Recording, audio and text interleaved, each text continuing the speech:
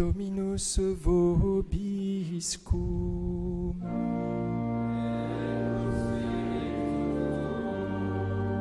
Sequentia Sancti Evangelii secundum Matteum.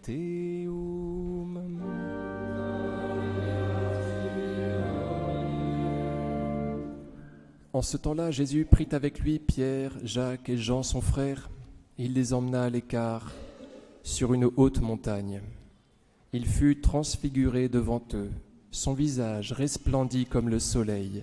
Ses vêtements devinrent blancs comme la neige. Et voici que leur apparurent Moïse et Élie qui s'entretenaient avec lui.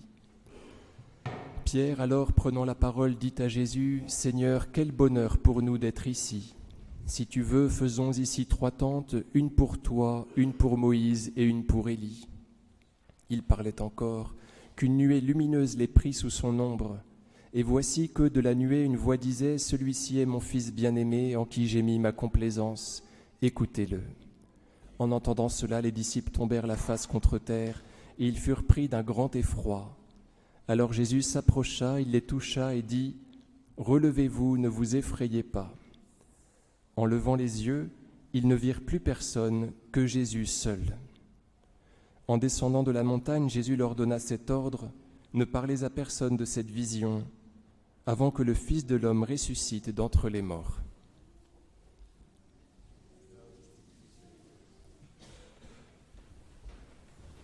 Au nom du Père et du Fils et du Saint-Esprit, ainsi soit-il. Chers amis, le Seigneur Jésus emmène Pierre, Jacques et Jean sur la montagne dont l'Évangile selon saint Matthieu nous dit qu'elle est excelsum seorsum. Excelsum, on pourrait traduire cela comme ça, elle est en hauteur, elle est très haute, seorsum, à l'écart. Elle est à la fois en altitude et à l'écart. On imagine que le Seigneur Jésus va faire quelque chose d'extraordinaire en cet endroit. Il prévoit que ses amis arrivent dans une atmosphère de silence. Il prend les 3 plus faibles. Vous savez, Pierre, on connaît sa faiblesse. Jacques et Jean, on connaît leur arrivisme. Autrement dit, ils sont complètement réfractaires au mystère de la croix. Ce sont les 3 plus nuls, on pourrait dire, parmi les apôtres, et ce sont pourtant ceux-là que le Seigneur Jésus destine à assister à son angoisse à Gethsémani, où il prendra encore ce trio-là, Pierre, Jacques et Jean. Étant donné qu'ils sont les plus nuls, il faut qu'ils soient, comme dit saint Léon le Grand, prémunis contre le scandale de la croix. Il faut qu'ils soient prémunis contre le scandale de la croix, et donc le Seigneur Jésus les fait assister à la glorification de son corps, et, comme vous le savez aussi, il les fait assister à la résurrection de la fille de Jaïr. Donc ces 3-là, qui sont les 3 plus faibles, et que le Seigneur Jésus destine à assister à quelque chose de dur, il les prémunit contre cette dureté. Par anticipation, il les fait assister à la gloire sur laquelle débouche la croix. Alors le Seigneur Jésus, nous dit l'Évangile selon saint Matthieu, resplendit comme le soleil, et ses vêtements devinrent blancs comme la neige. Ses vêtements deviennent blancs, et cela nous fait penser à un autre passage de l'Écriture sainte, au livre de l'Apocalypse, au chapitre 7, où on apprend de ceux qui sortent de la grande épreuve qu'ils ont blanchi, et c'est assez bizarre, vous allez voir qu'ils ont blanchi leurs vêtements dans le sang de l'agneau. Normalement, on rougit son vêtement dans le sang de l'agneau, mais voilà ce qui est écrit dans le livre de l'Apocalypse. Ceux qui viennent de la grande épreuve ont blanchi leurs vêtements dans le sang de l'agneau. On retrouve exactement les mêmes mots ici dans l'Évangile selon saint Matthieu. Littéralement, c'est l'étole. Ils blanchissent leurs étoles. Et c'est le cas du Seigneur Jésus qui a son étole qui a été rendue blanche. Ce que je veux vous dire par là, c'est que le Seigneur Jésus sort lui aussi de la grande épreuve. Et que la gloire dont il jouit, il en jouit parce qu'il est passé par la croix. Cette gloire est la fructification de la croix. Il ne l'obtient pas comme ça sans avoir rien fait. Cela pourrait être, vous allez me dire, étant donné qu'il est Dieu. Cependant, dans sa grande condescendance, il veut que cette gloire, il ne puisse en jouir qu'après être passé par la croix. Et on voit, d'après ce rapprochement scripturaire, quelle est vraiment la fructification de la croix, cette gloire, et pas autre chose. Autre chose qui corrobore ce que je vous dis là, c'est qu'il se met à parler avec Moïse et Élie. Saint Pierre va dire dans sa première lettre, « La parole des prophètes illumine ». Le Seigneur Jésus rayonne de par son contact avec ces deux prophètes-là, Moïse et Élie. C'est parce qu'il leur obéit, c'est parce que, comme nous dit Benoît XVI, son chemin est un chemin à l'intérieur de la parole, c'est parce qu'il est en contact avec l'Écriture sainte à laquelle il se plie, à laquelle il se conforme, qu'il rayonne, que son visage peut rayonner de gloire. Vous voyez ? Donc c'est de par son obéissance que le Seigneur étincelle. C'est parce qu'il est passé par la grande épreuve que son vêtement est blanc, étincelant de lumière. C'est parce qu'il obéit à ce qui est dit de lui dans l'Écriture sainte que son visage rayonne de gloire. Donc vous voyez, on voit bien que sa gloire provient de la croix. Alors le Tabor, le mont Tabor sur lequel a lieu cette transfiguration, illustre bien ce que le Seigneur Jésus veut nous transmettre en matière d'enseignement. C'est une montagne qui n'est pas très haute, contrairement à ce que dit l'Évangile. Par contre, elle pourrait paraître haute à cause de la raideur de ces versants. Quand on les a gravis, ensuite on est sur un plateau qui est très large. C'est comme un autel, le Tabor. C'est une montagne qui pourrait nous paraître élevée parce qu'elle est raide. Une fois qu'on est arrivé à son sommet, eh bien, on peut marcher tranquillement. C'est un sommet qui est un large plateau. Alors, ce que le Seigneur Jésus veut nous transmettre, veut transmettre à ses amis et à chacun de nous, c'est ce message-là. Après l'effort, le réconfort. Après la croix, la gloire. Si vous vous donnez la peine de gravir cette montagne, après vous marchez librement sur le plateau, vous respirez tranquillement. Voilà l'enseignement de cet évangile. Alors cette gloire, bien évidemment qu'elle n'est pas que pour Jésus, c'est dans son corps qu'il rayonne de gloire et n'oublions pas que nous sommes chacun les membres de son corps. Et nous sommes donc appelés à jouir d'une même glorification. Notre corps doit aussi étinceler de lumière. N'oublions pas cela, chers amis. Moïse et Élie sont là. Vous savez, ce sont les deux personnages de l'Écriture sainte dont les corps disparaissent. On ne sait pas, donc vous savez que Moïse n'avait pas pu entrer en terre promise, il avait conduit les Hébreux jusqu'en bordure de terre promise, et à cause de son manque de foi, il ne lui avait pas été concédé de pénétrer la terre. Il était mort là sur le mont Nebo, et le livre du Deutéronome précise qu'on n'a jamais retrouvé son corps.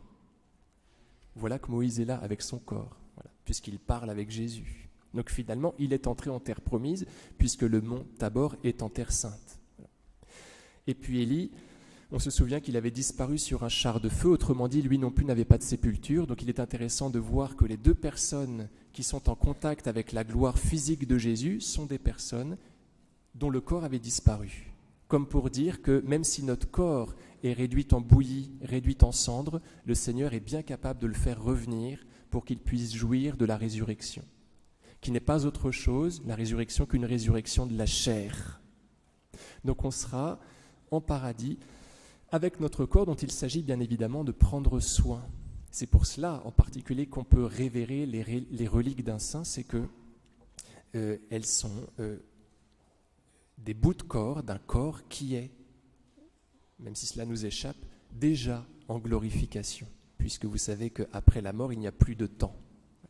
Donc même si on attend la parousie et le jugement final, eh bien, le jugement général, le jugement dernier, eh bien, chaque corps dont on pourrait avoir un bout est déjà dans la lumière, déjà dans le scintillement merveilleux. C'est Jean de Robert, le père Jean de Robert, qui en 1955 est attrapé par le Padre Pio, qui se propose d'être son père spirituel. Vous savez que le père Jean de Robert était allé à San Stefano Rotondo dans un esprit narquois, dans l'espoir de pouvoir démasquer le Padre Pio. Et puis finalement, il a été renversé par lui, par des gifles et par des confessions et par des odeurs merveilleuses. Je passe sur l'histoire. Et donc le Padre Pio l'avait pris comme fils spirituel. Il avait de rares fils spirituels prêtres. Donc c'était une grande grâce pour ce prêtre français. Et il avait été enrôlés au moment de la guerre d'Algérie. Et un jour, ils avaient subi, lui et ses amis, un assaut de la part du FLN. Il avait été fait prisonnier, placé devant une porte avec 5 autres camarades et fusillé. Il raconte cela, j'ai été fusillé. Et donc il voit son corps ensanglanté à côté de lui, puisqu'il lui est donné de faire, vous savez, l'expérience du paradis avant de reprendre son corps, comme pas mal de personnes qui vivent des accidents.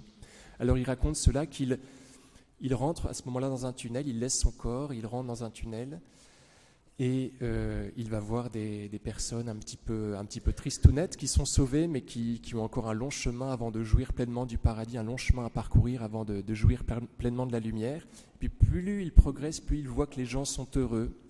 Il rencontre ses parents, qui sont vraiment en bordure de lumière. Il les rencontre dans leur appartement à Annecy. Il se rend compte qu'il y a un meuble qui a été changé. C'est très particulier. Tout cela pour nous dire que tout est conservé, tout est renouvelé. Quand le Seigneur Jésus parle de la fin des temps, il parle de restauration. C'est-à-dire qu'on va vivre dans le même univers, dans une sorte de paradis terrestre, mais complètement renouvelé. Et cela peut être très réconfortant de savoir que ce sera la même chose et qu'on mangera. Le Seigneur Jésus mange, vous savez, au moment de sa résurrection dans l'Évangile selon saint Luc, il demande un morceau de poisson grillé pour montrer que malgré le fait qu'il est capable de passer à travers les murs, il a un estomac qui est capable de digérer les choses. Donc on aura un corps assez particulier, on a du mal à imaginer cela, qui sera glorieux, qui ne sera sujet d'aucune contrainte particulière, mais qui sera en même temps un vrai corps capable de manger. Et cela est infiniment réconfortant, je trouve, pour ma part. Alors on aura un corps de 30 ans, il paraît, je ne sais pas, alors, je ne sais plus où j'ai lu ça. Un corps sans défaut, aucun.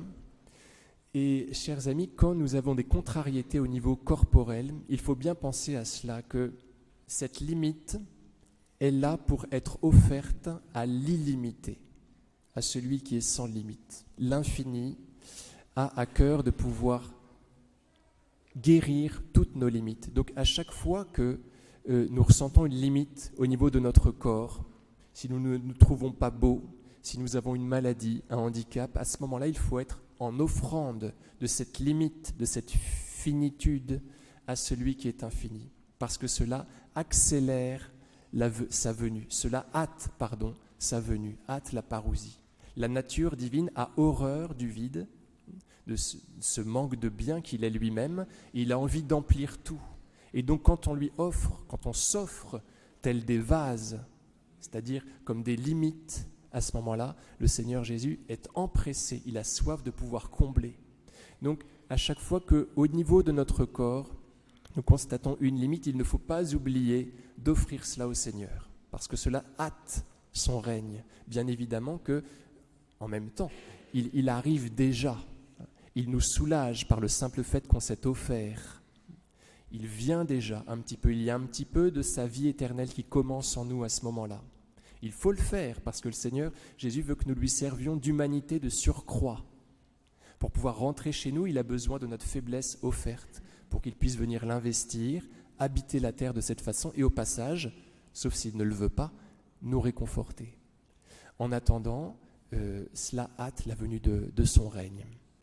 Donc, vous voyez, notre corps est contrarié parce qu'il ne jouit pas encore de la vie éternelle, et toutes ces contrariétés doivent être l'occasion d'offrandes toutes simples. Au nom du Père et du Fils et du Saint-Esprit, ainsi soit-il.